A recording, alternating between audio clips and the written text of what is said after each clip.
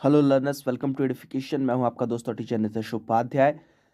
हम पढ़ रहे हैं the making of a scientist line by line Hindi explanation, और ये the making of a scientist line by line Hindi explanation part 2 है।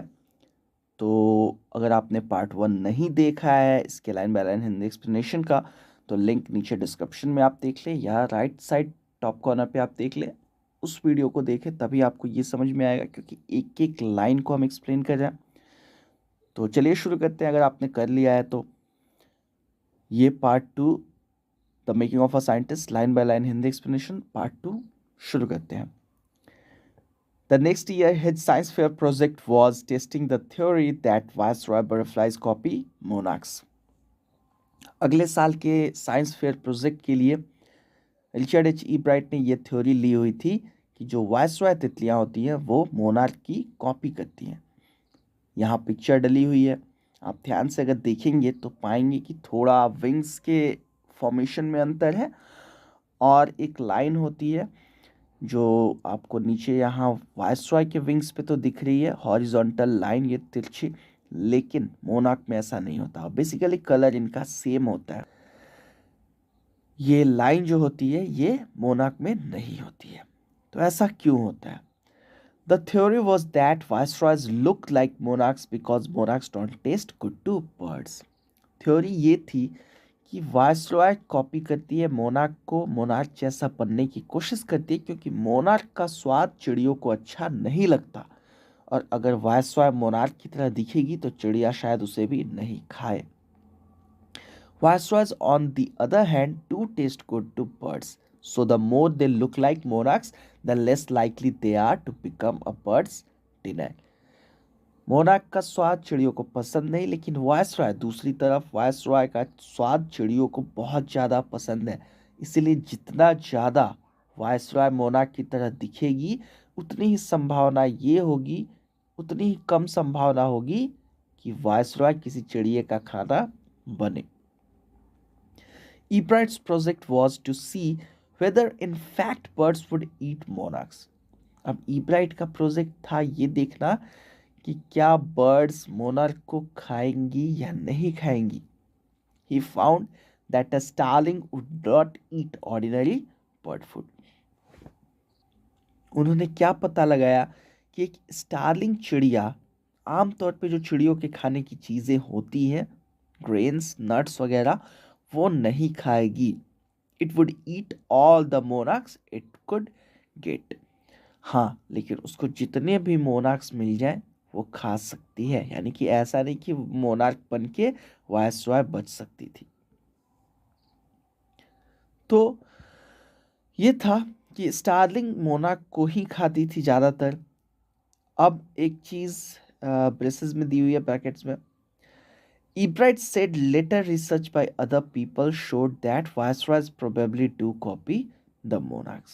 Ebright साहब ने कहा, बताया कि बाद में जो रिसर्च हुई दूसरे लोगों ने की, उनसे पता लगा कि हाँ, वायसरॉय शायद कॉपी करती है मोनार्क को, मोनार्क की नकल करती है।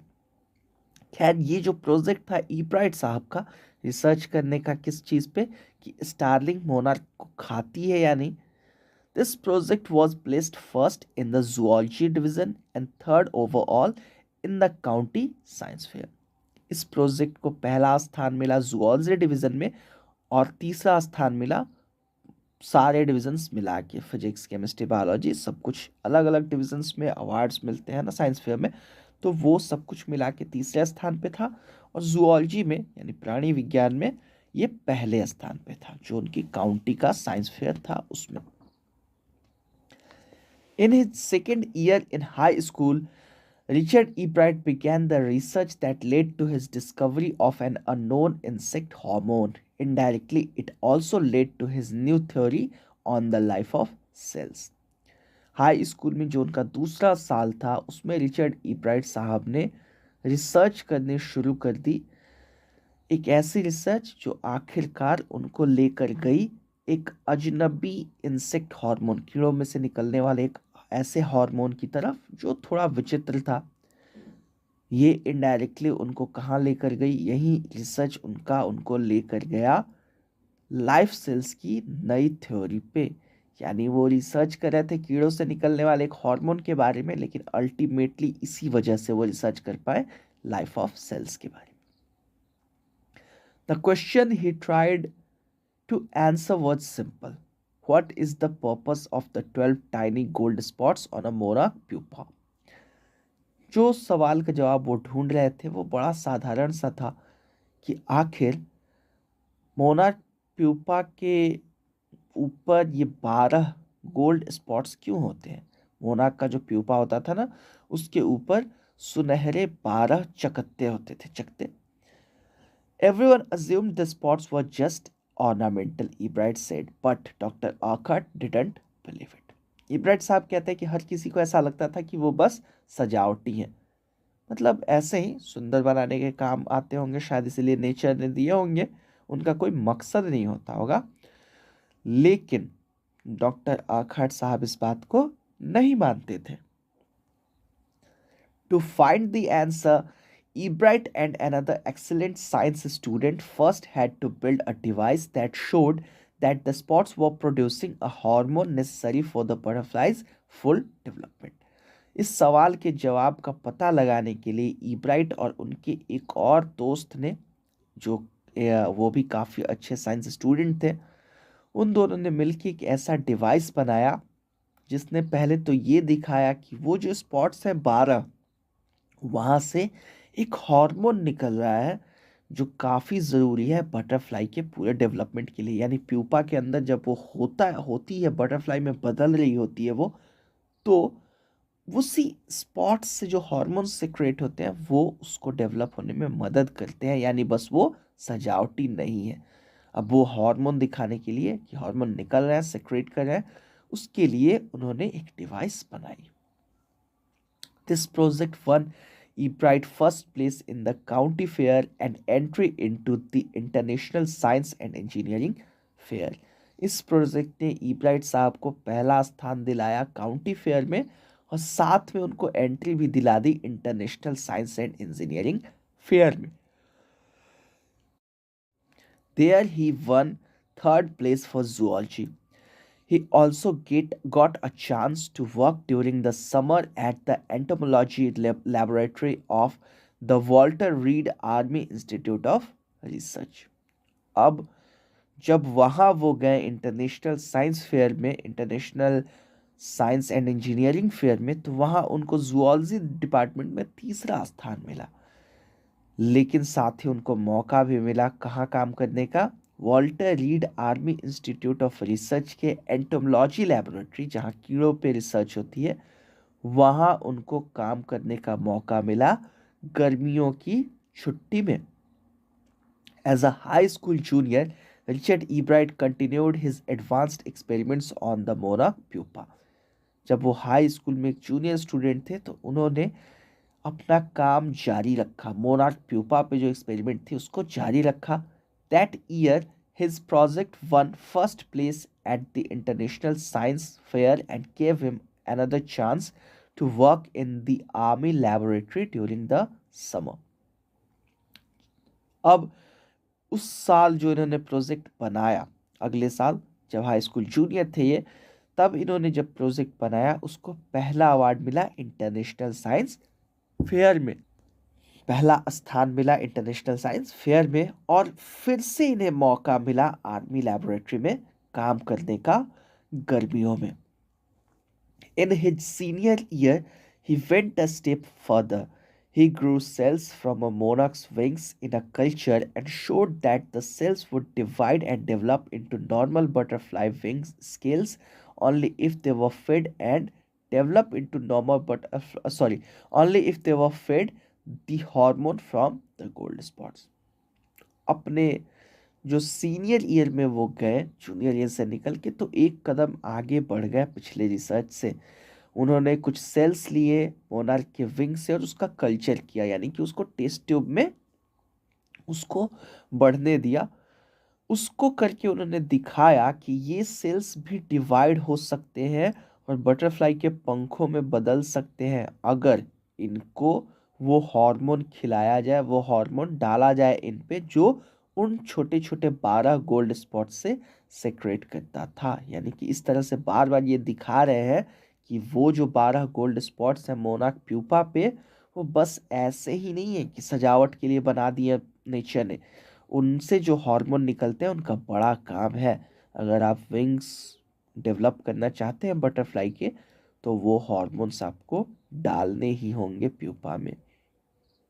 That project won first place for zoology at the international fair. He spent the summer after graduation doing further work at the Army Laboratory and the laboratory of the US Department of Agriculture.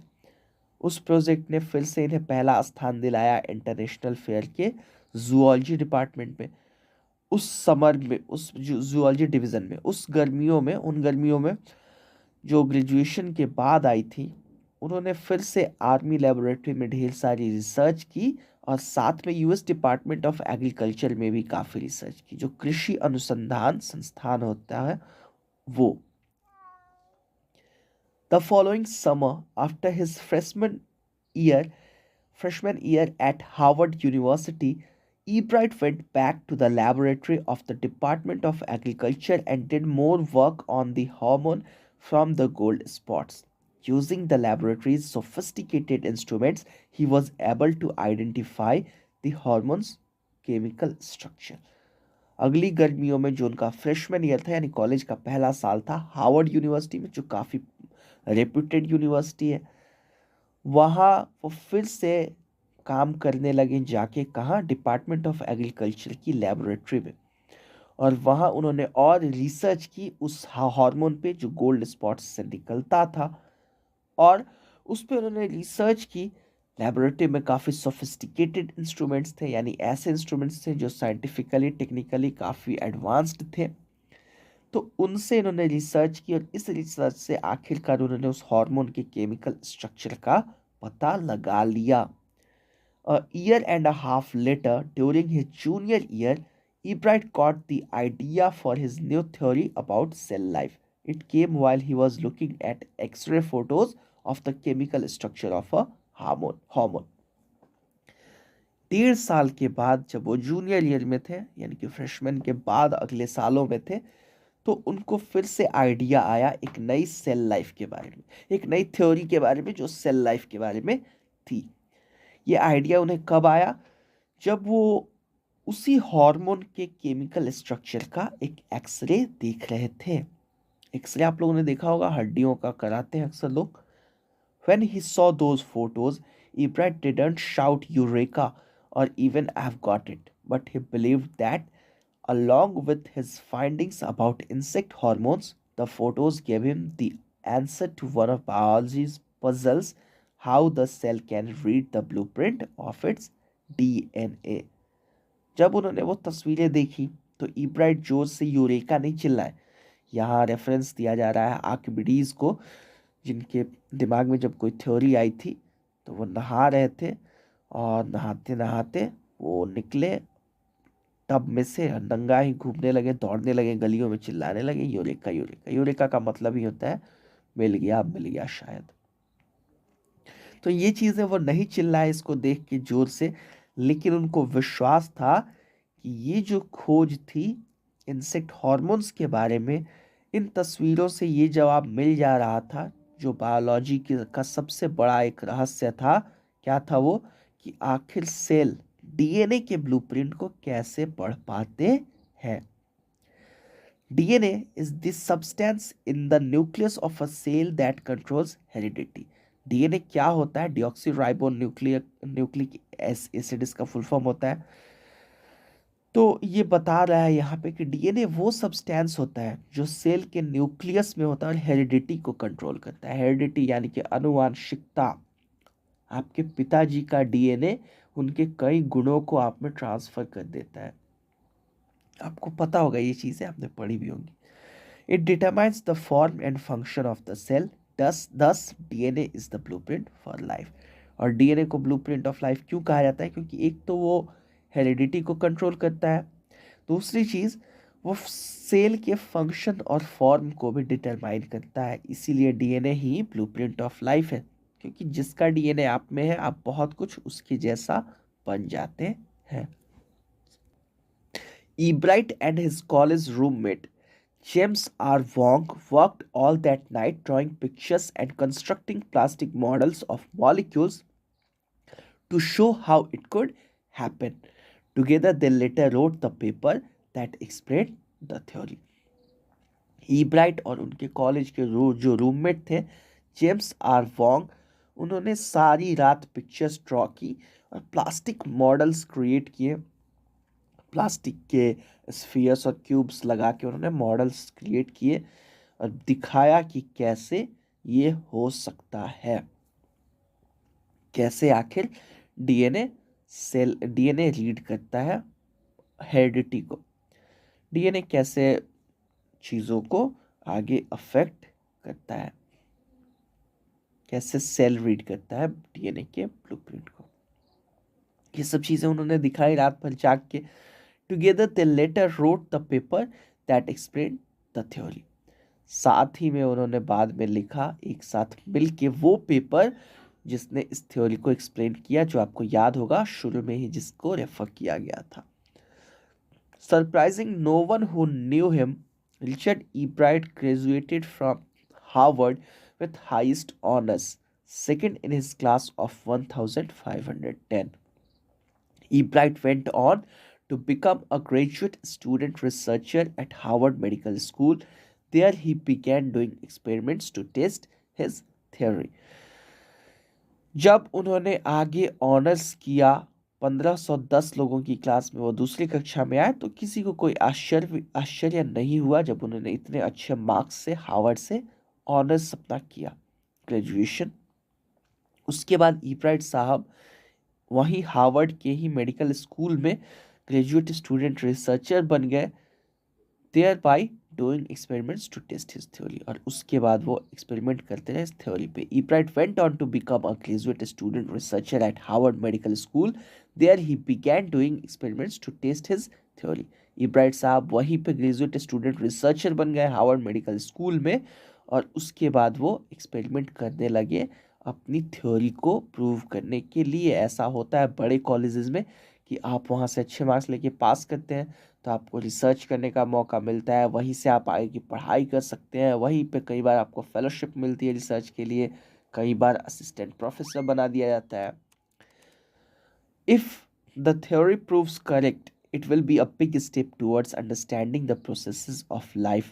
It might also lead to new ideas for preventing some types of cancer and other diseases. All of this is possible because of Ebright's scientific curiosity. अब जिस theory पे वो research कर रहे हैं, यानी कि इस एस्से के लिखे जाते वक्त, तो अगर वो थ्योरी सच होती है तो काफ़ी बड़ा एक ये बड़ा कदम होगा ज़िंदगी की जटिलताओं को समझने के लिए। जो ज़िंदगी की कार्य प्रणाली होती है उसको समझने में काफ़ी बड़ा कदम ये होगा। हो सकता है इस आइडिया से नई चीज़ें निकल के आए जिनसे कैंसर और कुछ और दूसरी बीमारियों से बचाव का रास्ता निकले। ये सब कुछ सिर्फ किस वजह से संभव हो सका है? ईब्राइट साहब की जो विज्ञान को लेकर जिज्ञासा है उसकी वजह से। His high school research into the purpose of the spots on a monarch pupa eventually led him to his theory about cell life. उन्होंने जो हाई स्कूल में रिसर्च करनी शुरू की थी मोनार्क प्यूपा के स्पॉट्स पे, आखिरकार वही चीज़ उनको लेकर आई है यहाँ सेल लाइफ पे थ्योरी तक। Richard E. Bright has been interested in science since he first began collecting butterflies, but not so deeply that he hasn't time for other interests. Richard E bright साहब science में काफ़ी मगन रहते थे, काफ़ी दिलचस्पी लेते थे तब से जब से उन्होंने बटरफ्लाइज कलेक्ट करनी शुरू की, लेकिन इतने भी मगन, इतने भी दिलचस्पी नहीं लेते थे कि बाकी चीज़ों में उनको समय ही ना मिले। Ebright also became a champion debater and public speaker and a good canoeist and all around outdoors person. He is also an expert photographer, particularly of nature and scientific exhibits. Ebright साहब debater भी बने, जो लोग debate करते हैं अलग अलग मुद्दों पे, और पब्लिक स्पीकर बने, लोगों में जाके बातें रखते थे। समझाते थे उनको बहुत सी चीज़ें जो आजकल आप लोग देखते हैं टेडएक्स होता है, या जो लोग मोटिवेशनल स्पीकर बनने की कोशिश करते हैं खुद डिप्रेशन का शिकार हो जाते हैं। खैर वैसे ये नहीं थे। इसके अलावा ये कैनोइस्ट भी काफ़ी अच्छे थे, यानी कि नौका चालक आप कह सकते हैं, और ऑल अराउंड आउटडोर्स पर्सन, यानी कि ले दे के काफ़ी चीज़ों में ये अच्छे थे। इसके अलावा एक्सपर्ट फोटोग्राफर भी थे, खासतौर पे ये प्रकृति की तस्वीरें उतारते थे और विज्ञान प्रदर्शनियों की तस्वीरें लेते थे। इन high school Richard Ebright was a straight a student. High school में ये स्ट्रेट ए स्टूडेंट थे। स्ट्रेट ए का मतलब हर क्लास में इनको ए या ए प्लस ग्रेड मिलता था। Because learning was easy, he turned a lot of his energy towards the debating and Model United Nations clubs. अब चूंकि सीखना तो आसान था चीज़ों को इनके लिए स्कूल में, इसीलिए बाकी वक्त में इन्होंने क्या किया, डेबेट करनी शुरू की, बहस करनी शुरू की अलग अलग मुद्दों पे, और मॉडल यूनाइटेड नेशंस क्लब्स भी ज्वाइन कर लिए। He also found someone to admire, Richard A. Wearer, his social studies teacher and advisor to both clubs. Mr. Wearer was the perfect person for me then. He opened my mind to new ideas. इन्होंने डेबेटिंग club join किया, model United Nations club join किया। इसी वक्त इनको कोई ऐसा इंसान भी मिल गया अपनी ज़िंदगी में जिसको ये काफ़ी सम्मान करने लगे, जिसको ये मानने लगे। वो कौन थे? रिचर्ड ए वियरर साहब, जो उनके सोशल स्टडीज़ के टीचर थे और इन दोनों क्लब्स के एडवाइज़र भी वो थे। ये मिस्टर वियरर के बारे में क्या कहते हैं कि mister Weiherer was the perfect person for me then, he open my mind to new ideas. Ebright साहब ऐसा कहते हैं कि मिस्टर वियरर उस वक्त मेरे लिए सबसे परफेक्ट इंसान थे, उन्होंने ही मेरे दिमाग को नए आइडियाज़ के लिए खोला। ये एक टीचर का काम होता है कि अपने बच्चों को नई नई चीज़ें करने के लिए प्रेरित करें। हमारे यहाँ टीचर्स का ध्यान सिर्फ अपने सब्जेक्ट पे होता है, वो भी ढंग से नहीं होता, बस बच्चों को कैसे भी अपने ट्यूशन में बुला लेना है। ठीक है। Richard would always give that extra effort, Mr. Veras said. What pleased me was, here was this person who put in 3 or 4 hours at night doing debate research, besides doing all his research with butterflies and his other interests. Weiherer साहब कहते हैं कि Richard हमेशा ही ज़्यादा जोर लगाता था, ज़्यादा मेहनत करता था। जिस चीज़ से मुझे खुशी होती थी वो ये थी कि ये एक ऐसा इंसान है जो रात में 3-4 घंटे डिबेट पे रिसर्च करता है, फिर अपने बाकी चीज़ों पे, तितलियाँ हैं और भी बहुत सी चीज़ें जिन पे रिसर्च करता है, यानी पूरा समय ये हर एक को देता है, फिर भी ये थकता नहीं है। Richard was competitive, mister Verer continued, but not in a bad sense. Richard competitive तो था, कम्पिटिटिव यानी प्रतियोगितात्मक भावना वाला, कि मुझे ये करना है, मुझे वो करना है, मुझे उससे आगे निकलना है, इस तरीके की जो भावना होती है वो कम्पिटिटिव होती है। लेकिन ये बुरे तरीके से कम्पिटिटिव नहीं था। He explained, Richard wasn't interested in winning for winning's sake or winning to get a prize. Rather, he was winning because he wanted to do the best job he could for the right reasons. He wants to be the best. अब ये आगे बताते हैं कि Richard इसलिए जीतना नहीं चाहता था क्योंकि उसे जीतना अच्छा लगता था या उसे इनाम लेना अच्छा लगता था। जीतना अच्छा लगना, कई लोग चाहते हैं ना कि मैं सबसे आगे रहूं, लोग मुझसे हारे सब लोग, तो ये चीज़ें इनको नहीं चाहिए थी रिचर्ड ई ब्राइट को, बल्कि वो जीतना इसलिए चाहते थे कि अपना जो वो काम कर रहे थे उसको सबसे बेस्ट तरीके से करना चाहते थे। For the right reasons he wants to be the best. सही कारणों से वो हमेशा ही बेस्ट बनना चाहता है। यहाँ क्या कहने की बेसिकली कोशिश की जा रही है, क्योंकि उसके अंदर बेस्ट बनने का गुण है, इसलिए उसका बेस्ट बनना एक तरीके से सही कारण है। And that is one of the ingredients in the making of a scientist. और यही एक तत्व है, यह भी एक घटक है साइंटिस्ट के बनने में। इंग्रेडिएंट मतलब कोई चीज़ जो डलती है, तो यह भी एक चीज़ है जो एक साइंटिस्ट के बनने में लगती है। कौन सी चीज़? जीतने की इच्छा। तो और कौन कौन सी चीज़ें हैं जो एक साइंटिस्ट के बनने में काम आती हैं? Start with a first rate mind, add curiosity and mix in the will to win for the right reasons. एक अच्छे दिमाग के साथ शुरू कीजिए, यानी पहले एक अच्छा दिमाग होना चाहिए, फिर उसमें क्यूरियोसिटी, जिज्ञासा होनी चाहिए, और फिर जीतने की इच्छा भी होनी चाहिए, तभी आप साइंटिस्ट बनेंगे। बेहतरीन दिमाग, जिज्ञासा और जीतने की इच्छा, ये तीनों इंग्रेडिएंट्स हैं एक साइंटिस्ट के। Ebright has these qualities, Ebright में ये गुण है, ये सारे गुण ईब्राइट में है।